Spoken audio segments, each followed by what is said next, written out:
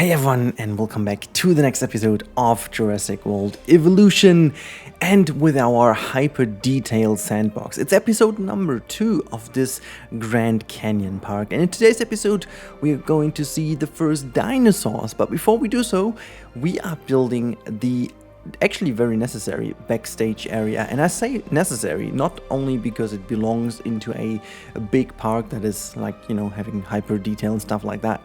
No, it is also pretty much required because the game needs a couple of things even in Sandbox, even though it shouldn't, but it still needs them, you know, such as being hatching and scientists and staff management and stuff like that. So I decided to make a kind of backstage area, and I gotta say I'm relatively proud of it. This is already the second attempt. I first of all went for a different location, which I'm going to show you in the real-time part, but I decided against it, and I will actually explain that later a little bit more in detail because it's easier to show it right in the map here.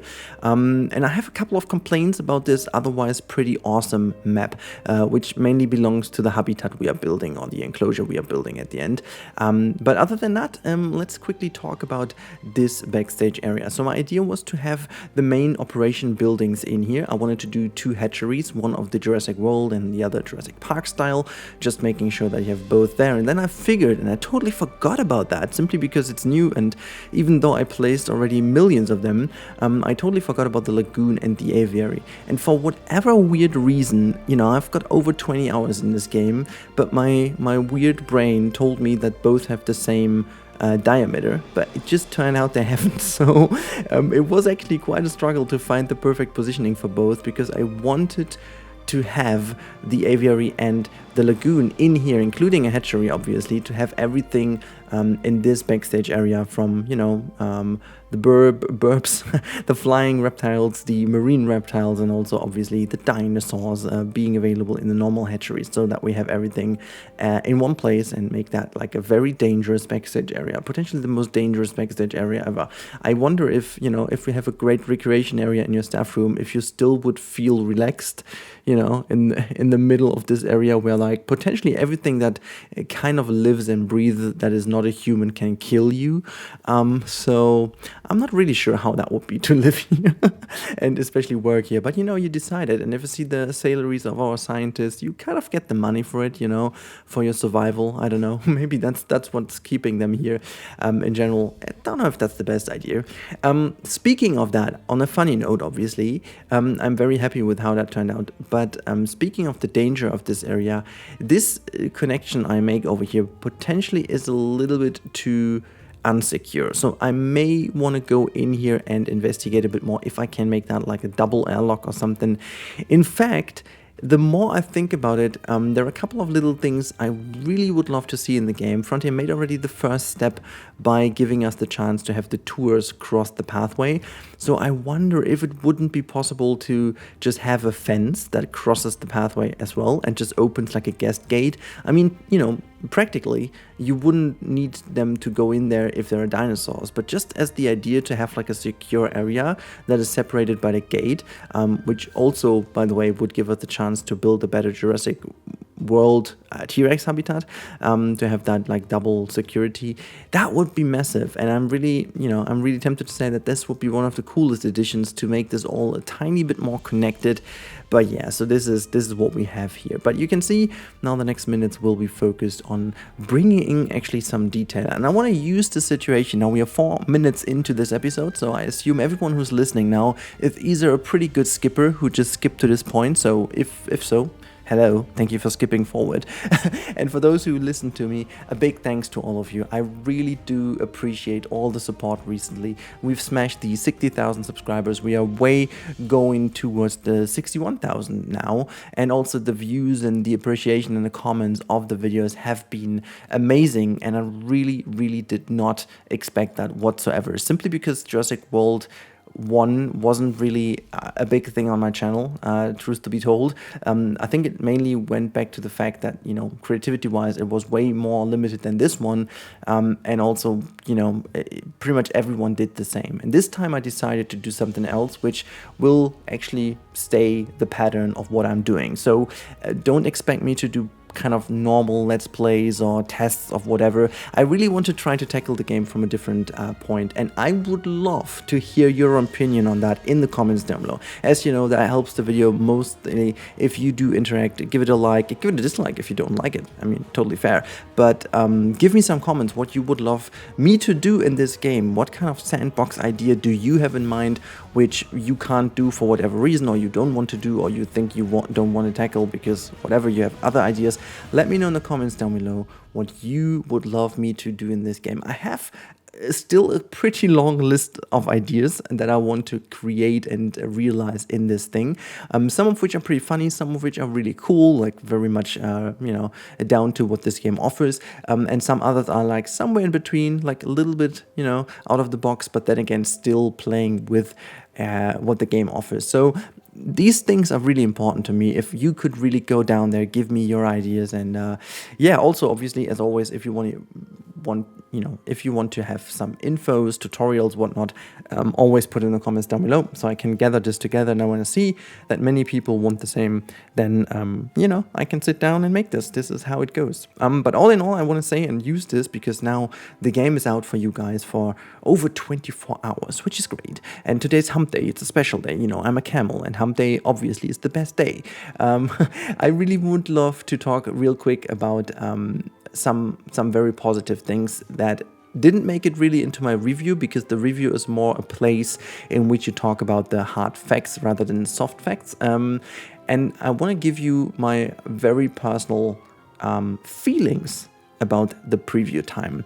And I have to be pretty open and honest about Jurassic World Evolution 1 here, so you guys understand what I mean. Jurassic World Evolution 1 was a game I enjoyed for a couple of hours. Like, I really enjoyed it for like the 20 plus-ish campaign mode hours, but the game didn't make me have the urge to play it again afterwards. I did some crazy ideas just because I felt like it. Some of the DLCs were pretty nice, but mainly obviously because I had some very cool events in which we were shown what is going on and so on. It's really, I think, if I wouldn't be a creator, as like a normal player, I would have enjoyed this game for a bit of time, and it would definitely be one of my games I liked playing the most, and I have a lot of games that I quitted a lot more early, but it never really made me stick to it as much as other games did. And this game feels different already at the beginning. I'm quite certain that I will play Jurassic World Evolution 2 a lot more than I used to play Jurassic World Evolution 1. And this goes down mainly to the different biomes and the different feeling that the game offers, with so many different potentials that definitely will be tackled in the future.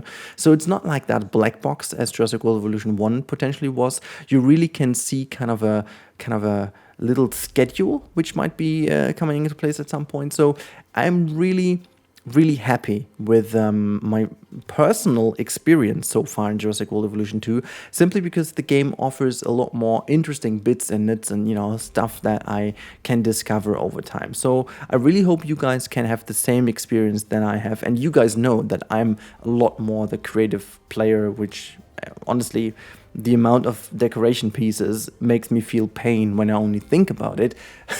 But that doesn't stop me from trying my best in using the limited tools. And sometimes limitation sparks creativity. That is something that humanity always shows. And that doesn't say that doesn't mean that I want to do this all the time, because obviously it's mostly more time consuming as well. Even though Planet Zoo might be way more time consuming than this game, it's just because I build more. But I think to create some things and to make things look good, you would potentially even need, like comparably, more time in this game, because it's always like a trial and error. But I think the best example to show you how less important that is by telling you that there wasn't a single moment where I missed the redo undo button in this game. And in every other creative building game, I miss this function in the first 5 minutes of gameplay. Honestly, I just can't live without the redo undo key in any other builder game in this world. This game is different because the approach of this game is different. Using brushes and stuff makes things so fast and so easy to use, obviously because it's a focus on the console, that I pretty much thinks that's the reason why you can actually live with like 2 or 3 times where you have to delete stuff and put it back in, simply because it's a lot more quick and you don't need to put that in. Also, the question is, if we get a lot more, you know, decoration tools in the future, maybe I'm gonna miss this tool then more, who knows. But yeah, that's mostly about it for the speed build. You can see we did like a little detailed food area here, but I will guide you through this build in the real-time part a bit better, because that's always easier to show you in real. But I like that you guys like the speed build so much, and as much as I do, so I really hope you enjoyed this one today as well. Now, there's only one more thing to say. I hope you guys enjoyed the time lapse, and we see each other after the cut.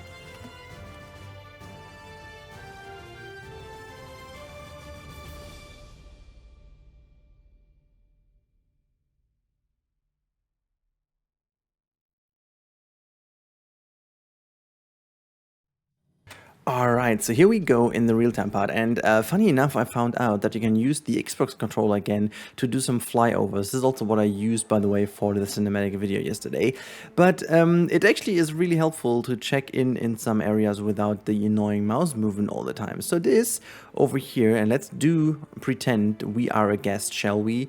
I'm just doing that like a very cinematic flight. How would be the field of view for a guest? I think that's coming very close to the guest view. So let's go around here. So we would come into this area. I see some wonderful little nut trees over here. I actually never saw them from up close, but are they actually chewing on these fruits? They look so prominent. Anyways, I'm I'm getting distracted as always. So see, this is the first little food area on the left hand side over here, and you can see there's already a wonderful Epedemic in the background, and this is, I think it's pretty cool. You can see to the right hand side there are some shops, some seating areas, and my goodness me, are these lanterns massive. Like when you build from above, they don't look that massive, but just compare them to the size of the seating area. My god, how big are the big ones then? They must be like, oh, it's actually okay. It's fairly decent because they're thinner, okay? But yeah, so this is then, they've got Mr. Krabs, and I have no idea what the real name of this facility is, but we've got both as Mr. Krabs. I wonder, this is like the restaurant, and on this hand side would be something for the drinks. Look at that. Look at these fake windows, by the way. Like, that's like kind of this weird parallax texture. Such a fake. Okay, never mind. So this is that hand side. Look at the view from over here to our park main area. I like that a lot. I think it's looking really cool if you're that up close. And then on this hand side, you've got a wonderful viewing gallery, which we can't use because we can't go in there, but we can pretend like this. And then you can see this from this hand side. Very nice, I think, because you have it pretty openly here with the background, and you can even see, look at the Brachios there in the background. Now, the issue was, and this is what I wanted to talk you through, this looks like a very neat habitat indeed, doesn't it? Like a very big one with a couple of hills, but somehow this obviously in the middle is not part of the map, and I assumed they could potentially go in there anyways, because in the campaign mode, I think it was, they were able to escape and go into areas that did not really belong into the map. And I'm not really sure if that was because it was meant to be that way from the game, or because it's different, but it's a little bit of a weird situation here, because technically they could definitely go that incline over here. There's no problem whatsoever. It's like just like a fake little wall that they can't pass over, which is pretty weird. Like, I would love to see them go through here in the middle, get some water and stuff, you know, making sure that this is like a usable area, because in fact it would be, right? And then it's like very much up to the dinosaurs to, well, not jump down this cliff. Maybe this is also the decision why, but why then not just put like a fake wall over here? That would have been so much more clever, I guess. But yeah, so this is our habitat nevertheless. You see that in here, and I'm not really sure what we do here to the right hand side. Potentially we're going to go for like a smaller dinosaur kind of habitat thing, and then we go into the carnivore area way more to the back, to make things also a bit more secure, with like a double fence, as I said, that separates this area from the rest, so making sure that the guests are at least having like a 2 or 3 phase plan to be secured. Also, I haven't really, you know, thought out how I want to do this with maybe like a monorail, because this freaking park is so huge that you would definitely need like a monorail to come from A to B rather quickly. But this is something we figure out later and try to bring that in, even though I should think about this maybe earlier. Anyways, let's fly over here to our backstage area and look at that. I think it looks rather fantastic, because you have this backstage area here separated. If you go down again to the guest perspective, come on, come on, come on, come on, come on, come on, come on. You have this view mostly like so, you know. This is how you would pass by, and you don't really see much. You just see the wonderful, wonderful rocks of the Grand Canyon with like sand, sediment and stuff, really beautiful. And then you can just barely see the top of the aviary in the back. And here's where I would have loved to put a bit more trees in the foreground to just make that aviary disappear even more. But other than that, you don't really see much. You really have to go around, and then you can only have that view into the operation center. But that's all. There's not much more you can see. You really would need to fly up, and then this big old area comes into your view. And I think this is really the area that sells my idea the most, and I'm pretty happy about that. Can we also actually just rather quickly pause the game? There you go. Game is paused, and can I hide the UI again? Okay, is it paused though? Yeah, it is. Okay, so because I just paused it because of the light. So I think the backstage area looks also layout wise pretty nice. Not really sure what I'm going to do with this area here. It looks very bland and very boring. I might just put some deco elements in here, but it's just like, it's backstage, you know. We could also put like a lot of slabs of concrete down to make it look even more. And again, I used the tour again as like as like a backstage kind of providing thing. I imagine this is kind of how you bring food or whatever in here, and this is like the two paddocks that you have in which they're released, and then this is almost like an open gate here. Again, it's all very, very minimalistic, and there's really not that much I could do. I could potentially put like a real gate in, but then I couldn't do the pathway. So it's all like kind of trying to get the balance between realism and functionality and design. And so I opted for what I think always looks the best. But, you know, look at this view. I think it really sells the idea pretty neatly. This could be even like a thumbnail worthy picture here. But I think you guys want to see dinosaurs by now. we can't get this done. We can't do like 2 episodes without a dinosaur. It's just not possible in a dinosaur focused game. Rather quickly, let's talk about this area in the background. June, look at that. This is our outpost with our response facilities. This is where I initially wanted to do the backstage area, but I figured it makes not really that much sense, because I wanted to maintain this view over here to be fully the park, you know. Imagine if you fly in here, we are just pretending we are a helicopter right now, okay? Like, imagine we are a helicopter coming into this area, like, oh my god, listen to the Jurassic World score, Jurassic Park score, and then do do do do do do do do do, and then you just don't see dinosaurs, you just see backstage. That's not what you want to do, right? Because we have like a lot of hotels here, and it has to be impressive. It has to spark the feeling of a Jurassic Park, you know. And this is why you will see dinosaurs over here. We still needed some response facilities for the moment. They won't stay there, I can promise that already. They will go into a different location. So yeah, this is where I wanted to build it first, but we have it. And there's still massive amounts of space. But I really hope you guys go along with me when it comes to this habitat, that we keep it this way and we just imagine that they can pass through. Or maybe Frontier's watching and they're like, hey, you know what, Rudi, that's a great idea. We are just opening this up and we're making like a fence, an invisible fence over here. That would be amazing. So yeah, that's about it. I really hope you guys enjoyed this episode. Oh my god, we have to... Can you please stop? That's not your mama, okay? That's just not good, okay? This is not what we want to see. Go away, okay? Go please. Oh, I love that one. I love the design of this dinosaur. It's looking like a little duck, doesn't it? But just so much cuter. The iguana. Is it iguanodon? I think it's iguanodon, right? Look at... Oh, I love this animation.